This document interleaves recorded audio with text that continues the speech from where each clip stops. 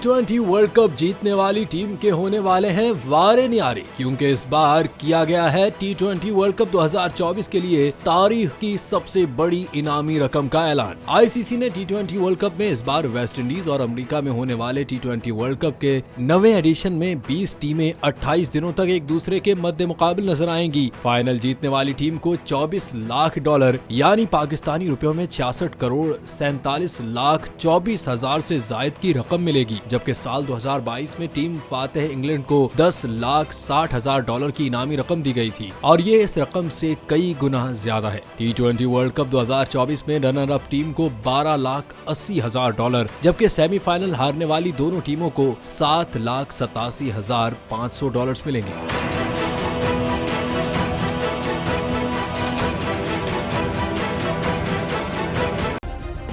Subscribe करें और bell दबाएं ताकि कोई खबर रह न जाए।